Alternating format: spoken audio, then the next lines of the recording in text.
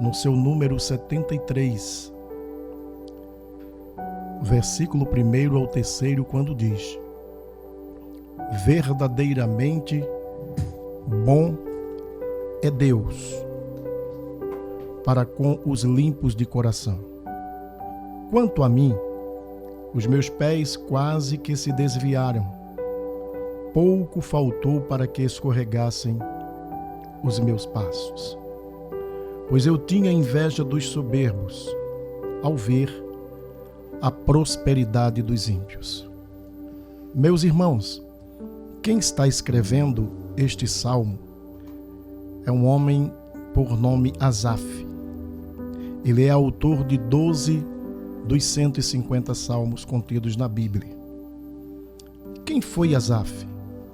Segundo a Bíblia, no primeiro livro das Crônicas, capítulo 25, nós leremos para conhecer um pouco acerca dessa personagem. No seu versículo 1 ao 3, primeiro livro das Crônicas 25, do 1 ao 3, e diz: E Davi, juntamente com os capitães do exército, separou para o ministério os filhos de Asaf e de Emã, de Jedutum, para com harpas e alaudes e com saltérios fazerem a obra. E este foi o número dos homens aptos para a obra do seu ministério: dos filhos de Asaf, Zacur, José, Netanias e Azarela, filhos de Asaf, a cargo de Asaf, que profetizava debaixo da direção do rei Davi. Então nós estamos diante de uma personagem que, além de ser um dos chefes dos levitas que entoavam louvores ao Senhor no tabernáculo em Jerusalém, este homem também era profeta, de acordo com o versículo de número 2 do capítulo 25 do primeiro livro das Crônicas. Esse homem foi separado como um dos regentes para estar como chefe sobre os levitas da casa do Senhor. Ele foi separado pelo rei Davi, juntamente com seus 4 filhos, dos quais nós já narramos os seus nomes. Como você já pôde ouvir, além de mestre da música, ele também foi profeta e profetizava diante da autoridade de Davi.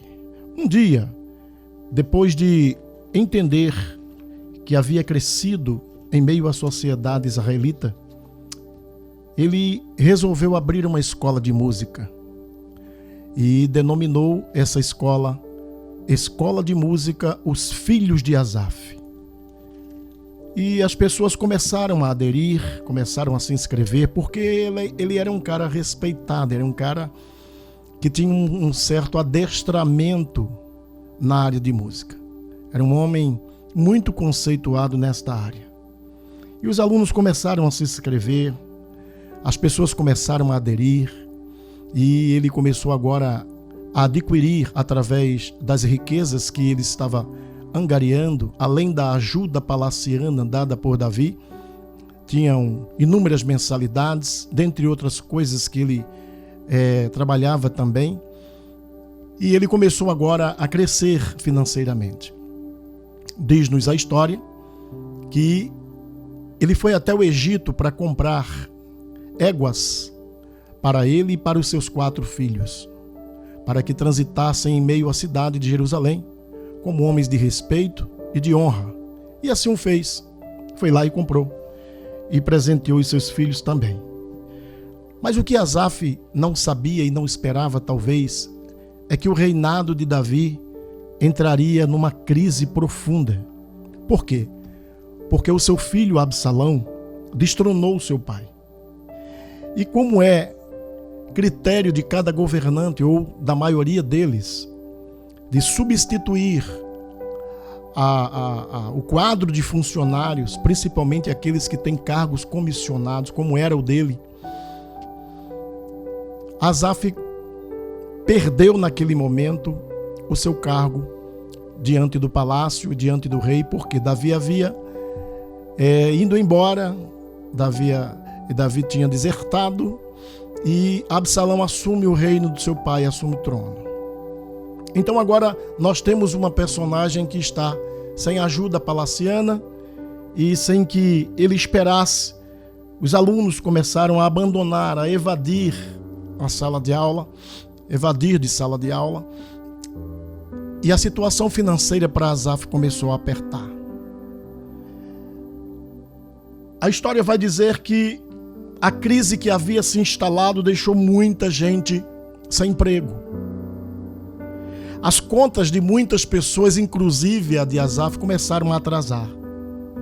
As duplicatas que ele havia deixado lá no Egito, as prestações que faltavam para quitar, os carros que ele havia comprado, porque os cavalos e as carroças, as carruagens, a Bíblia vai classificar como carros para a época. As duplicatas começam a atrasar e Asaf começa a entrar em parafuso. Por quê? Porque as cobranças começaram a chegar. Os alunos abandonaram a sala de aula, não tinha mais alunos para estudar com Asaf. Os recursos começaram a diminuir. E Asaf passou a entrar em parafuso porque ele não conseguia entender direito o que estava acontecendo. Um homem que tinha muitas mensalidades para receber, uma ajuda palaciana, uma ajuda de custo para manter a sua família, ele agora se vê na rua da amargura. Provavelmente o imóvel em que ele trabalhava, onde ele havia instalado a escola de música, era alugado e o dono agora bate a sua porta para dizer, olha, preciso receber os aluguéis atrasados. Uma coisa que Asaf não estava esperando, uma coisa que ele não estava talvez até entendendo, algo que estava causando dores e conturbações e aflições ao seu espírito, era esse momento em que ele estava vivenciando. E a história vai dizer que ele teve que entregar o imóvel, fechar a escola e agora começou a questionar. No seu coração começa a vir os questionamentos, os porquês. Não sei se já aconteceu com você, mas comigo muitas vezes, de passarmos por um momento em que Deus resolve nos provar, fazer com que nós passemos por um vale, por um funil. E parece que nós tem tanta gente ao nosso redor, tantas pessoas nos ladeando, mas parece que nós estamos perdidos em meio a uma multidão. E aí vem os questionamentos, os porquês, os praquês. Mas uma coisa que a gente precisa entender é que nessas horas, nas horas difíceis da nossa vida, nós não temos que perguntar para Deus por que estou passando por isso, nem por que estou passando por isso. A pergunta devia ser e deve ser, por que não eu passar por isso, se nem o teu próprio filho, Senhor, poupou? E a crise se instala em Jerusalém. E Asaf entra em parafuso. E nós vamos reler o que ele diz no Salmo 73. Quanto a mim, os meus pés quase que se desviaram. Pouco faltou para que escorregassem os meus passos. No versículo 3 ele vai dizer, pois eu tinha inveja dos soberbos ao ver a prosperidade dos ímpios. Meus irmãos, no versículo 12 do Salmo 73, ele vai dizer, eis que estes são ímpios e todavia estão sempre em segurança, e se lhes aumentam as riquezas. É normal, é comum. Por vezes nós estamos passando por momentos de grandes dificuldades. Davi vai dizer no Salmo 116 que teve um momento na sua vida em que as angústias do inferno se apoderaram dele e ele encontrou aperto e tristeza. E diz a Bíblia que ele resolveu clamar ao Senhor. Uma coisa que você precisa saber e entender é que esses pensamentos, esses questionamentos sempre virão sobre nós, tomarão conta dos nossos corações. Porém, o Asaf, depois de ter passado por essa experiência de dor, de aflição, de necessidade, algo levou a tomar uma iniciativa diferenciada. Algo levou Asaf a entender que as riquezas desta vida são efêmeras, passageiras. Que nós viemos para este mundo e que nada podemos levar dele. Paulo vai dizer a Timóteo que para este mundo nada trouxemos, e manifesto é que dele nada podemos levar. Paulo vai dizer a Timóteo que as pessoas que querem ficar ricas, elas caem em tentação e cilada. Paulo também vai dizer a Timóteo que o amor ao dinheiro é a raiz de toda sorte de males. Olha só, meus irmãos, uma coisa que chama a minha atenção no versículo 13 e 14 do Salmo 73. Asaf vai dizer: na verdade que em vão tenho purificado o meu coração e lavado as minhas mãos da inocência, pois todo dia tenho sido afligido e castigado cada manhã. Ele era um homem puro, ele está dizendo aqui que ele era um homem santo, buscava santificar a sua vida, buscava purificar a sua alma, ter pureza nas suas mãos, ser limpo de coração. E por que estas coisas estavam batendo à sua porta? Por que estava acontecendo com ele exatamente aquilo que ele não queria que acontecesse? Porque as contas estavam atrasadas. Por que estava faltando dinheiro? Meu irmão, minha irmã, o Deus a quem você serve, só num simples olhar para você, ele pode fazer a sua vida mudar por completo. Não importa a necessidade que você está passando ou vivendo, importa é que ele tem poder para mudar a história e a página da história da sua vida. Mas Deus costuma trabalhar e agir e injetar na vida das pessoas que deixam de ser crianças, espiritualmente falando. Deixam de ser infantis e passam a se tornar homens e mulheres que busquem entender o processo que Deus estabelece das suas vidas para o cumprimento de um grande propósito que Ele já estabeleceu antes da fundação do mundo para você. Aquilo que você vai ter, aquilo que é para você obter, já está determinado. Por isso nós precisamos administrar as aflições desta vida com sabedoria e com entendimento. Devemos buscar em Deus sabedoria e entendimento. Não busque apenas sabedoria. Saber todo mundo sabe, mas entender é para poucos. O entendimento é para poucos, segundo Salomão. Que através desta palavra você venha despertar para entender que dentro do processo que você vivencia, em que você foi colocado, existe um propósito muito grande, muito rico, muito poderoso, estabelecido pelo Deus dos deuses para a tua vida. Aí o homem questiona, mas está sendo em vão servir a Deus. Olha o que ele diz. Na verdade que em vão tenho purificado meu coração. E esses questionamentos, essas perguntas sempre vêm a nós. Meu Deus, será que está valendo a pena eu estar na igreja? Cumprir os meus votos, dar o meu dízimo, participar dos cultos regularmente, a minha família envolvida comigo, será que vale a pena? Eu vou dizer para você uma coisa, vale tudo. Você não perde por esperar o que Deus tem preparado para a tua vida.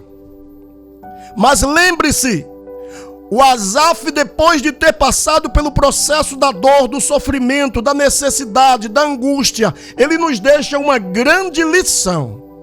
Vamos lá. No versículo 16, ele tenta compreender o que estava acontecendo. Ele diz: quando pensava em compreender isto, fiquei sobremodo perturbado. Existem momentos na sua e na minha, nas nossas vidas, em que um turbilhão de pensamentos, de imaginações, de questionamentos vão vir. Mas isso vai trazer perturbação, porque existem coisas que não é para você compreender, é para você aprender a administrar e saber que Deus tem o melhor para você no final desse processo. No versículo 17, ele só entendeu, ele só passou a ter o discernimento do que estava acontecendo com ele Quando? Quando ele resolveu fazer uma coisa que você e eu devemos fazer urgentemente. Olha o que é que ele diz no versículo 17. Até que entrei no santuário de Deus, então eu entendi o fim dele. Sabe por quê? Nós vivemos uma vida de questionamentos e às vezes tendo inveja das pessoas que possuem e que nós não tivemos ainda a oportunidade de possuir. Sabe por quê? Porque está faltando dar um passo para entrar no santuário de Deus. E santuário aqui neste versículo não aponta para uma geografia, para 4 paredes, para um lugar em que você se reúne com seus irmãos para invocar o nome do Senhor. Se você consultar no dicionário da língua portuguesa, você vai descobrir que santuário é uma das prerrogativas para intimidade, acesso à intimidade. Ou seja, quando Asaf despertou de que ele estava mais preocupado com bens materiais, olhando para o crescimento e a prosperidade dos que ladeavam a ele, e esqueceu-se de que tinha que buscar intimidade com Deus, porque ele devia entender que a necessidade que ele estava passando estava dentro de um processo, e que a maior riqueza que um homem pode obter neste mundo, vinda e advinda dos céus, é a prosperidade que vem de Deus. E a prosperidade espiritual, aquilo que vem de Deus, é a ausência da necessidade. Deus supre o teu coração, supre a tua alma. Deus supre a tua saúde, o teu corpo, o teu espírito, a tua família. Às vezes você não tem exatamente aquilo que você gostaria de ter, mas tem tudo aquilo que Deus reservou para você. E por vezes nós temos dificuldade para enxergar. Abre os olhos, meus irmãos, minhas irmãs. João, abre os teus olhos para enxergar aquilo que Deus já estabeleceu para a tua vida. Vamos fazer aquele pedido que Eliseu fez quando o servo dele disse: estamos cercados pelo exército. Eliseu disse: Senhor, abre os olhos ao teu servo para que ele veja que maior são os que estão conosco do que aqueles que estão com eles. Então o segredo para que nós não venhamos questionar, nem perguntar para quê, nem por quê, por que comigo? Não, entra no santuário, versículo 17, até que entrei no santuário de Deus, então eu entendi o fim deles. Quando é que a gente vai entender que as riquezas, os bens materiais, aquilo que a gente almeja, aquilo que a gente inveja, não vale nada? Porque se tivesse algum valor, nós levaríamos para o túmulo. E Paulo vai dizer a Timóteo, repito, para este mundo nada trouxemos, manifesto é que dele nada podemos levar. Quando ele desperta, que entra num santuário e busca a presença de Deus, aí sim o sofrimento é amenizado. Versículo 21. Assim o meu coração se azedou, já não está mais azedo. Sentia picadas nos meus rins. Assim me embruteci e nada sabia, era como um animal perante ti. Olha só, o salmista está dizendo, Asaf está dizendo que quando ele começava a querer entender esse processo de uns terem e ele não ter, o rim dele começou a azedar, o coração começou a azedar, sentia picadas nos rins, embruteceu, virou um animal. Há momentos em que nós vamos agir como animais para Deus. E nós fomos criados sim como animais racionais. Nós temos que ter percepção, discernimento, sabedoria, entendimento, para que não venham os questionamentos, eles não venham nos tirar do foco, da presença, daquilo que Deus estabeleceu para nós, independentemente do que nós estivermos vivenciando, passando, atravessando. Não importa se você está na rua da amargura, importa é que no final desse trajeto tem algo especial esperando por você. Agora sim, depois que ele entende o processo que está passando, no versículo 25 ele diz: a quem tenho eu no céu senão a ti? E na terra não há quem eu deseje além de ti. Antes o cara estava desejando os bens materiais dos ímpios, invejando os ímpios. Mas agora quando ele entra no santuário, ele passa a entender, compreender que tudo o que ele precisa é da presença de Deus.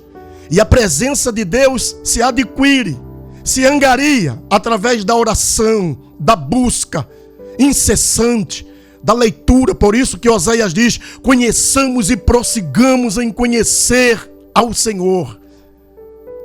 Não se canse, meu irmão, não se canse, minha irmã, de buscar. Persevere, porque Deus tem o melhor para você. Ele agora resolve afirmar que não tem nada no céu nem na terra que ele deseje além de Deus. Aí ele diz aqui no versículo 27, pois os que se alongam de ti perecerão. Tu tens destruído todos aqueles que se apostatando se desviam de ti. Versículo 28, ele finaliza este salmo dizendo: mas para mim, bom é aproximar-me de Deus, pus a minha confiança no Senhor Deus, para anunciar todas as tuas obras. Que lindo! Que nesta tarde, o Santo Espírito de Deus preencha os vazios que existem dentro do teu coração. Que levem você a entender qual a boa, agradável e perfeita vontade de Deus para a tua e para a minha vida. Independentemente de ter, vamos procurar ser. Não olhe para o que os outros possuem. Não deseje aquilo que os outros têm. O que é teu está reservado para você.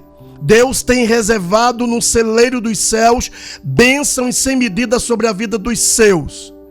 Ore comigo nesta tarde. Vamos orar juntos ao Senhor e pedir fortalecimento para que nós venhamos enfrentar as adversidades com Ele junto de nós.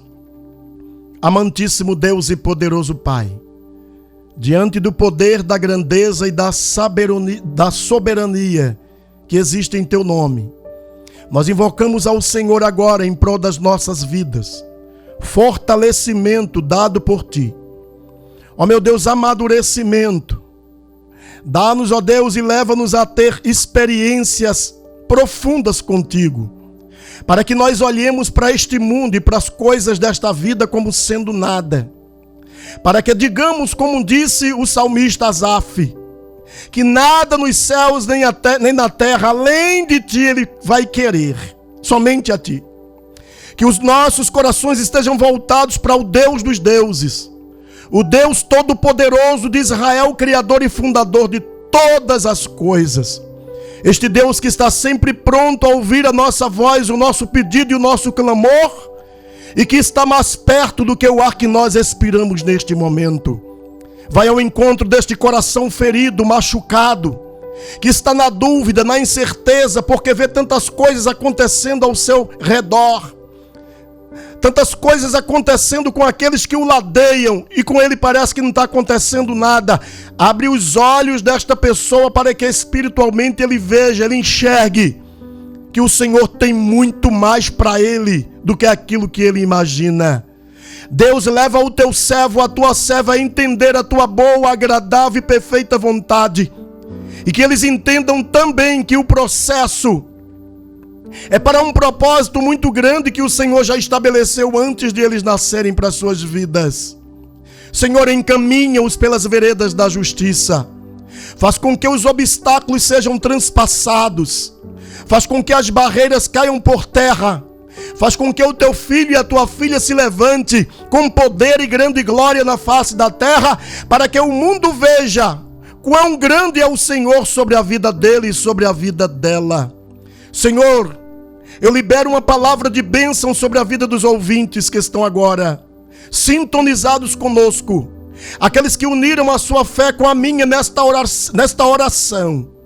Nós invocamos o teu nome juntos, Senhor, e liberamos uma palavra amiga de bênção, de prosperidade, uma palavra em que vai fazer com que eles mudem o seu pensamento e o rumo da sua vida, levando-os a crer, a acreditar, a confiar, a ter fé em Ti, para que no momento oportuno o Senhor introduza neles e na vida deles aquilo que o Senhor já tem preparado para todos nós.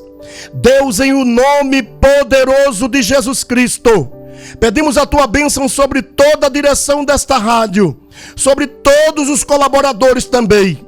Que o Senhor abençoe grande, rica e poderosamente a vida de todos, em nome de Jesus. Amém.